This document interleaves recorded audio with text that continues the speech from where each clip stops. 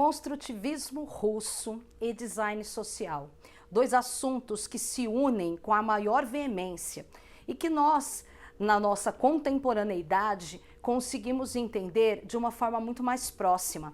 Construtivismo russo e design social é o tema da Cicateca dessa semana.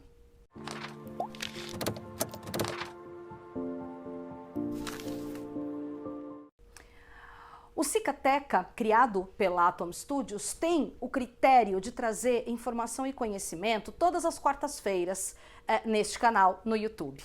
A ideia é que possamos trazer sempre não só novidades a respeito do design, mas rever alguns conceitos que talvez tenhamos visto na universidade, ou estamos vendo na universidade, ou no ensino técnico, e precise de algo mais claro para que nós entendamos, ou essa união dos conhecimentos façam como que nós pudéssemos ver de uma outra forma um ângulo abordado muitas vezes por um livro.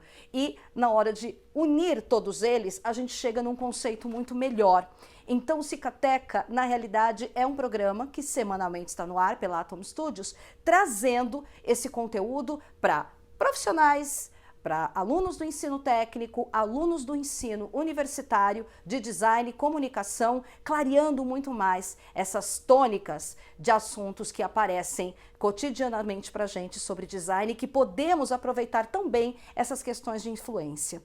No programa dessa semana, a gente fala a respeito do construtivismo russo, tão amado pelos artistas e pelos designers no momento dessas criações. Mas existe um fundo de muita importância na questão do construtivismo russo. A gente parte das questões da queda do czar Nicolau II em 1917, da entrada da Revolução Russa. E aí nós vemos uma escola em 1917, 1918, e aí tomando essa forma em 1920. Essa escola a gente chama de Vykutemas. Ela entra entre 1917 e 1918 com algumas oficinas artísticas e ateliês livres, como eram chamados, e que eram entendidos como esvomas. E nós temos, finalmente, a Vykutemas em 1920 sendo criada, que são os ateliês superiores, como universidades realmente relacionados à arte e à técnica. E vocês vão ver uma semelhança muito boa disso daqui a pouco. Quando a gente está falando da Vykutemas, a gente está falando de uma série de universidades que trabalhavam com produção gráfica, arquitetura, figurino de espetáculo, então a gente está falando de roupas, e alguns nomes que são super importantes para o design saíram da Vykutemas. A importância dela é de uma questão absoluta para os nossos estudos, e ela está ali bem no início das questões construtivistas e suprematistas russas. Ela termina por volta de 1927, 28, nas condições de Stalin. Ela começa no trabalho do Lenin, e a gente percebe as questões de design social que vão ser salientadas daqui a pouquinho, depois desse cenário todo que eu comentar. Nós estamos falando de pessoas muito importantes como o poeta Vladimir Mayakovsky, que entendia que inserir a arte na produção tornava ela utilitária, assim como a ciência e o trabalho, com os ideais vindos do futurismo, que inclusive entraram e tornaram-se amigos. Kazimir Malevich, o grande nome do construtivismo e do suprematismo russo, entendendo que o futuro seria as questões relacionadas ao trabalho, mas principalmente relacionadas à máquina. Isso nos faz lembrar de Fritz Lang, no seu filme Metrópolis, onde a gente entende o homem, inclusive, como máquina. E quando se fala a respeito de design nesse tempo, a gente vê inclusive um espetáculo chamado Vitória sobre o Sol, de Mayakovsky, onde você vê todo o conceito do cenário e do figurino feito totalmente cubista pelo Kazimir Malevich. Nós vemos também nesse percurso artistas extremamente importantes, como o próprio Malevich, ou Malevich, como é o correto falar, a Varvara Stepanova e a Lyubov Popova, que eram as mestras que trabalhavam na área têxtil da Vykutemas. É uma área apaixonante, para quem trabalha com moda e design, mas ao mesmo tempo é absoluto você entender que duas mulheres naquela época revolucionaram, inclusive, as questões ligadas à roupa sem gênero. Isso era uma das belezas da época. Nós vemos o trabalho da Varvara Stepanova e da Lyubov Popova como um dos ícones para os trabalhos de estamparia hoje, trazidos em 2018, inclusive numa exposição do Sesc Pompeia, pelo Celso Lima, que foi curador belíssimo dessa exposição, onde nós não tínhamos mais como resgatar isso, que foi tudo transformado e perdido pelo Stalin, e ele conseguiu reconstituir isso nas oficinas do Sesc para que nós pudéssemos entender de uma forma muito mais ampla do que se tratava a Wikutemas. Nós tivemos Kandinsky, que sai de lá, né, e vai para Bauhaus. Nós temos o Tatlin, o Lissitsky, que era, além dele, o Rodchenko, né, Alexander Rodchenko, marido de Varvara Stepanova, que fazia parte de projeto gráfico, muitas vezes, dos livros do Mayakovsky. Nós tivemos o Ladovsky, Krutikov e vários outros. Então, era dividido em demasia ali em muitas áreas que fizeram com que uma Rússia quase que predominantemente analfabeta pudesse crescer e fazer uma luta real pelos seus direitos. Eu vou apresentar alguns livros para vocês que têm algumas questões a respeito disso. Esse livro, que eu recebi de presente há uns 10 anos atrás de um aluno na ETEC Carlos de Campos, de uma sumidade, que é o Boris Schneiderman, trazendo alguns artigos do Haroldo de Campos, falando a respeito do trabalho do Mayakovsky. No final, ele vem trazendo um projeto do El Lissitsky, onde ele vem mostrando a tipografia do trabalho, realizado como se fosse uma regência de piano. Então você pode prestar atenção no trabalho tipográfico, que lembra muito esse detalhe. Outro livro que é demasiadamente importante ler, inclusive para entender sobre o teatro total da Bauhaus, do Walter Gropius, que não virou realidade, mas a arte da performance da Rosalie Goldberg, apesar de falar sobre performance, ela entra em todas essas questões que eram sociais da época, para entender o porquê, inclusive, que a Rússia incorporou o construtivismo russo nessa luta para entender como a tecnologia mudaria o universo do homem.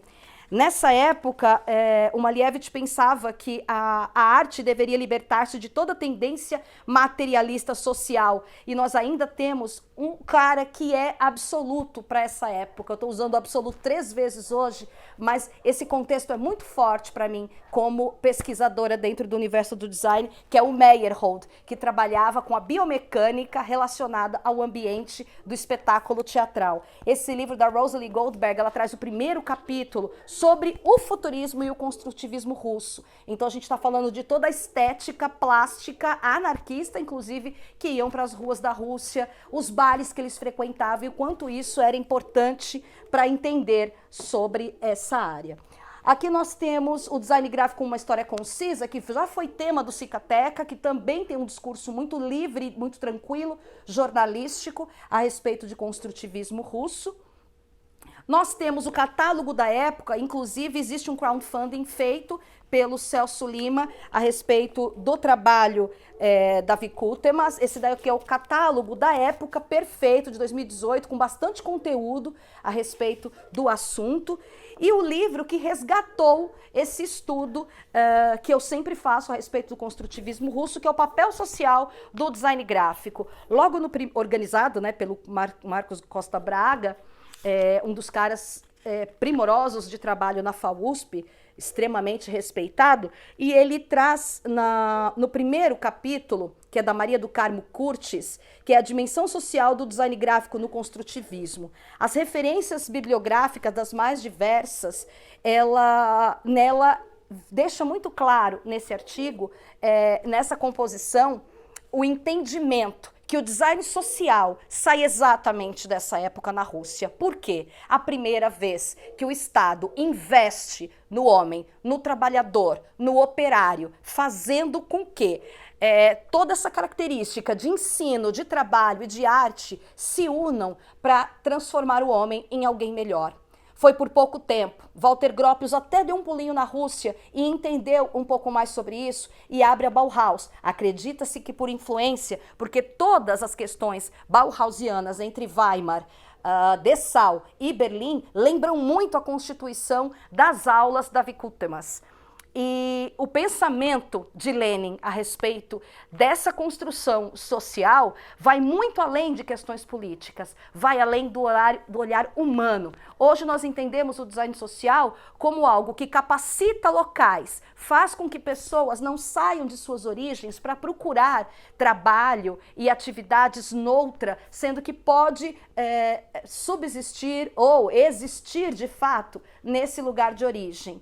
Tá? Mas se formos estudar de fato as questões relacionadas a o entendimento de design social, podemos ter de forma muito clara que ela nasce no construtivismo social, perdão, no construtivismo russo, na ideia social do levante de todos esses operários, entendendo arte, trabalho, algo que os levaria muito mais longe, que era o conhecimento. Infelizmente, o derrame que veio tomar conta de Lenin, ele perde a voz e coloca, né, como seu braço e quem tomaria conta de tudo na época, que era o Stalin. Infelizmente, o estrago foi feito e a Wikutemas se perde, mas o design social não é esquecido, essa sua raiz. A gente só pode parabenizar, estudar e herdar todas essas características para fazer um trabalho melhor.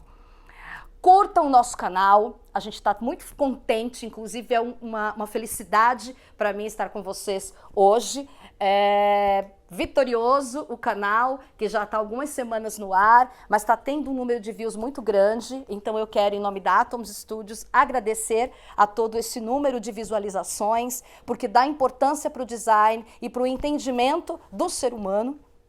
O nosso ideal é esse, então curta. Todos esses livros que estão aqui são encontrados na Amazon. Esse aqui, inclusive, foi comprado nessa queima da Amazon feita há uma semana com 80% de desconto. Então, a gente tem aí um abatimento muito grande. Todos esses livros são vendidos pela Amazon, com desconto, inclusive, no momento.